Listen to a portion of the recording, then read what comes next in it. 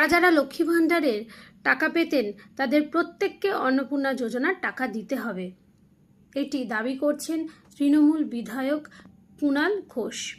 এর সঙ্গে আমাদের প্রাক্তন মুখ্যমন্ত্রী মমতা বন্দ্যোপাধ্যায়ও বলেছেন লক্ষ্মী ভাণ্ডার যারা যারা পেতেন প্রত্যেককে অন্নপূর্ণা যোজনার টাকা দিতে হবে, কারণ এটাই ছিল ভোটের প্রতিশ্রুতি এবং লক্ষ্মী ভাণ্ডার দরকার পড়লে আবার চালু করতে হবে, এরকম দাবিও রাখছেন।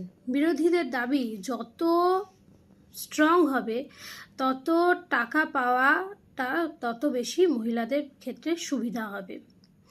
আচ্ছা, সরকার 100 দিন পেরিয়ে 150 দিনও গড়ায়নি, তার মধ্যে যেটুকু প্রতিশ্রুতি ওনারা দিয়েছিলেন ভোটের পূর্ববর্তী সময়, প্রতিশ্রুতির থেকে অনেকটাই হয়তো পিছিয়ে গেছেন, অনেকটাই কি বলবো, টার্মস আর কন্ডিশন অনেক কিছুই ওনারা যুক্ত করেছেন যেটা ভোটের আগে বলা হয়নি।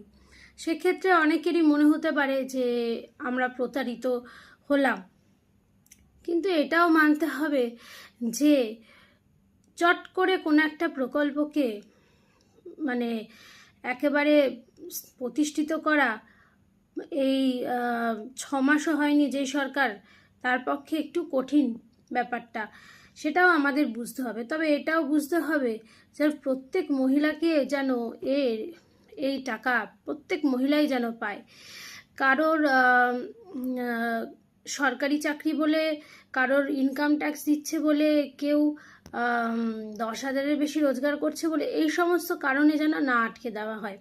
আর একটা কথা, 3টের বেশি বাড়ি শহর অঞ্চলে থাকলে অন্নপূর্ণা যোজনার টাকা পাওয়া যাবে না। এটা আমার কাছে প্রচণ্ড প্রচণ্ড উইয়ার্ড লেগেছে। কারণ হচ্ছে